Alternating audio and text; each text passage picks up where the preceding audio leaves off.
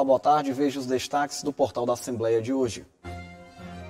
Governo do Estado apresenta plano de vacinação contra a Covid-19. Os cuidados necessários durante o Exame Nacional do Ensino Médio em meio à pandemia.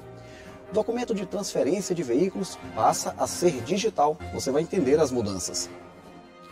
E mais, programa de ressociação visa cuidados e proteção a cães abandonados. O portal da Assembleia está começando.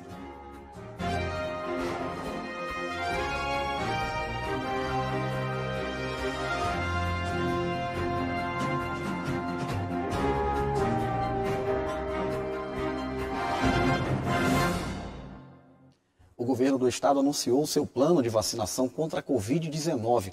As vacinas ainda não foram disponibilizadas pelo governo federal, mas o executivo estadual informou que a vacinação vai contar com 3 fases no Maranhão. Participaram do encontro o governador em exercício Carlos Brandão, o secretário de Estado da Saúde Carlos Lula, o secretário de Articulação Política Rubens Pereira Júnior e o chefe da Casa Civil Marcelo Tavares. Na pauta, o plano de imunização de maranhenses contra a Covid-19, assim que as doses da vacina forem repassadas pelo governo federal. A vacinação vai contar com 3 fases. Na primeira, vão ser imunizados trabalhadores da saúde, pessoas com 75 anos ou mais, pessoas de 60 anos ou mais institucionalizadas, população em situação de rua, indígenas e comunidades tradicionais ribeirinhas ou quilombolas. A segunda fase da vacinação pretende imunizar 532.021 pessoas com idades de 60 a 74 anos. A terceira e última fase da vacinação vai imunizar 813.679 pessoas que têm problemas de saúde como diabetes, hipertensão arterial grave, doença pulmonar obstrutiva crônica, doença renal, doenças cardiovasculares, indivíduos transplantados de órgão sólido, anemia falciforme, câncer e obesidade grave. Ainda não tem data definida de quando a vacinação vai ser realizada no estado, mas depois do início da imunização, as regras sanitárias, principalmente com o uso de máscara e isolamento social, vão continuar. Mas enquanto a gente não tiver cerca de 70% de imunização da sociedade, isso levaria quase 5 milhões de doses aqui no Maranhão, 5 milhões de pessoas efetivamente vacinadas no Maranhão, a gente não vai ter segurança de que a doença está de fato controlada. Então, até que a gente tenha esse cenário, é muito provável que a gente ainda vá lidar durante o ano todo de 2021 com o uso de máscara, distanciamento social. O estado investiu com antecedência na compra de insumos para garantir a imunização dos maranhenses.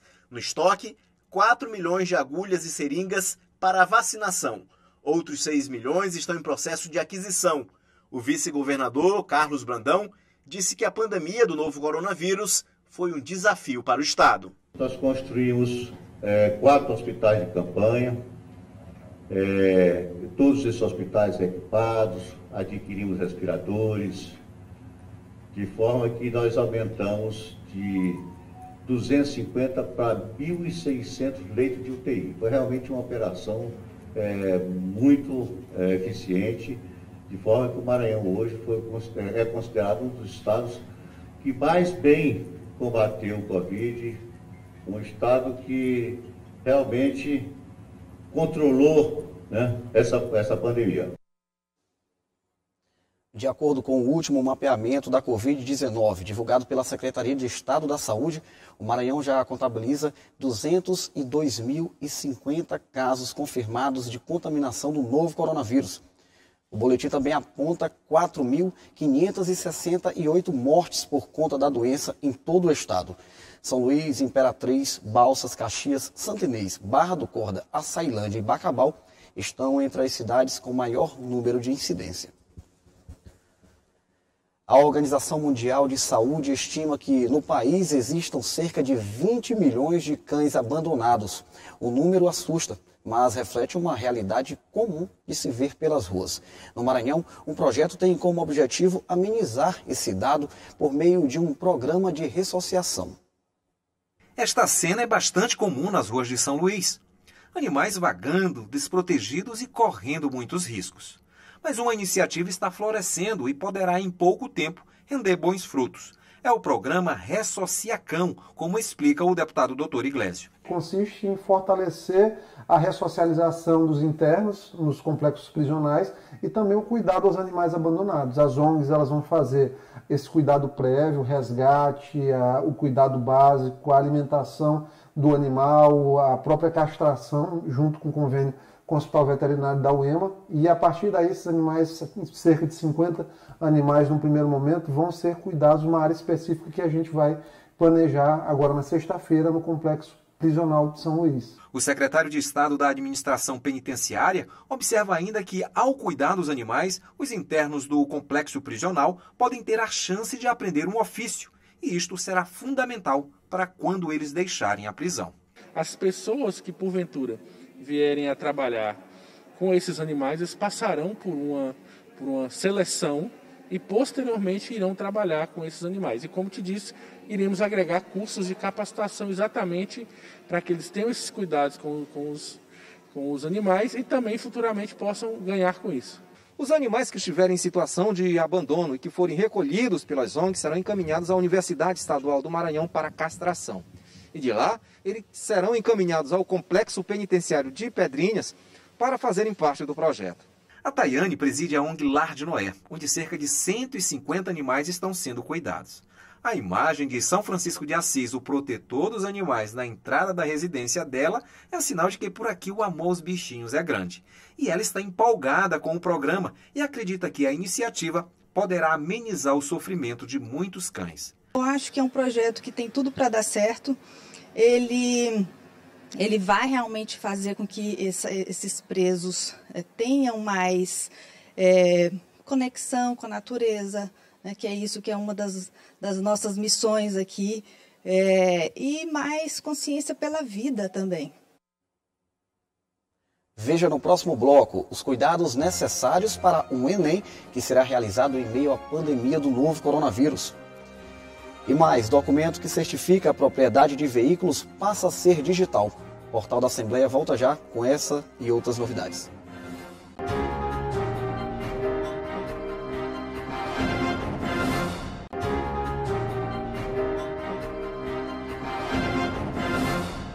Em meio à pandemia do novo coronavírus, os desafios enfrentados pelos estudantes do país. Desde o início do problema, os alunos precisaram se reinventar, se dedicar em casa, contar com a tecnologia, sendo que grande parte deles nem ao menos tem acesso à internet. E agora chega a hora de um momento crucial, o Exame Nacional do Ensino Médio, que para muitos é a única possibilidade de ingresso ao ensino superior. É importante destacar que as medidas de prevenção à Covid-19 continuam sendo indispensáveis.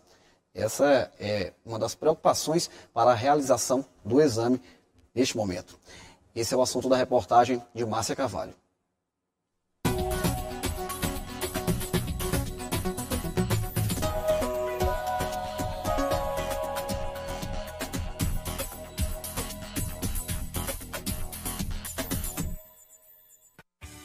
O Joab terminou o ensino médio no ano passado. A última vez em que ele esteve em sala de aula foi em março, antes do decreto da pandemia. O aluno precisou se preparar para o Exame Nacional do Ensino Médio em casa, uma realidade semelhante à de centenas de outros estudantes em todo o Brasil. Mais de 5.800.000 candidatos do Enem 2020.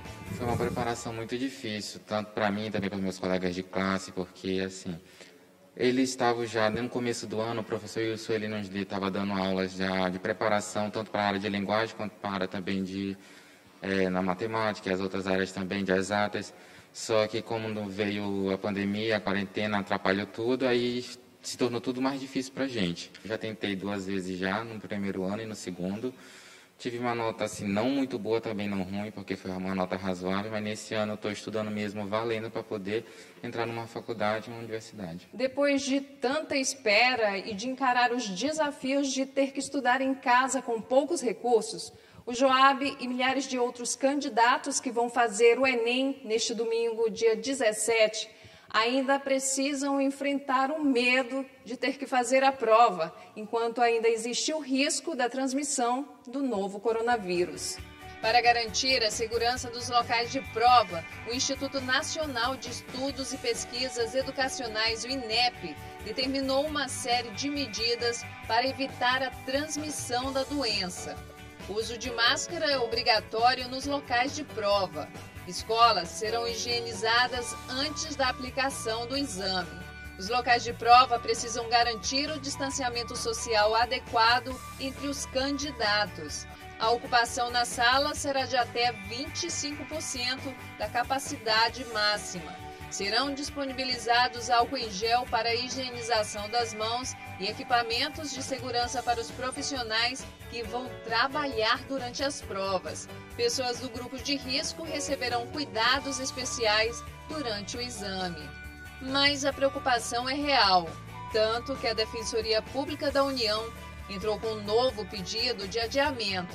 A pandemia da Covid já provocou a morte de mais de 200 mil brasileiros e muitos estados enfrentam o que os especialistas acreditam ser uma segunda onda. A orientação é que os cuidados sejam redobrados pelos candidatos. Dentro de todo o possível, dentro do que é a ação individual desse jovem, ele deve exercer todas as medidas que estão colocadas no protocolo Covid. Isolamento social, evitar aglomeração, uso de máscara e uso do álcool gel. Então é fundamental isso aí. Entendendo também que entre esses jovens ou adultos jovens que estão fazendo a prova, e nós não temos também só jovens e adultos jovens, temos idosos fazendo a prova. Tá certo? Nós temos pessoas com comorbidades, pessoas hipertensas, cardiopatas, pneumopatas, pessoas que são vulneráveis, muito mais vulneráveis à questão do vírus do Covid. E lembrando que nós estamos vivendo uma segunda onda, isso é claro. Os números estão aumentando de uma maneira alarmante. Então, eu gostaria muito de apelar, até para um sentido de autossobrevivência, né? No sentido de que esses jovens incorporassem todas essas normas de segurança. Além da máscara, o candidato não pode esquecer de levar o documento com foto, caneta preta e ter confiança na hora de marcar as questões do Enem. A dica é do Joab. Se a pessoa ela for sem confiança para fazer a prova, ela não vai tirar uma boa nota. Então tem que ir com autoconfiança em si mesmo para poder ir tirar uma boa nota nessa prova para poder entrar numa universidade.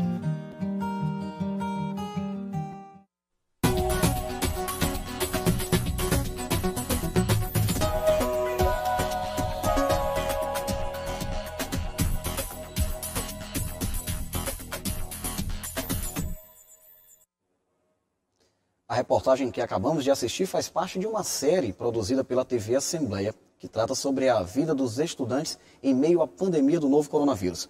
No portal da Assembleia de amanhã, a gente assiste uma nova edição, desta vez abordando o problema da ansiedade dos estudantes para o exame. O Enem teve data mantida pela Justiça Federal nesta manhã. A Justiça negou o pedido de transferência de data do exame em razão dos riscos de transmissão do novo coronavírus. O pedido foi feito pela Defensoria Pública da União e pelo Ministério Público Federal.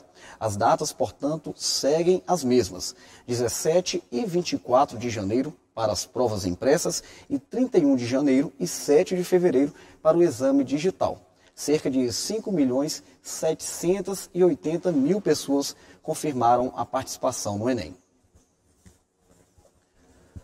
Algumas novidades na vida dos brasileiros que são proprietários de veículos. Já está em vigor uma resolução que transformou em documentos digitais os certificados de propriedade e de registro de veículos.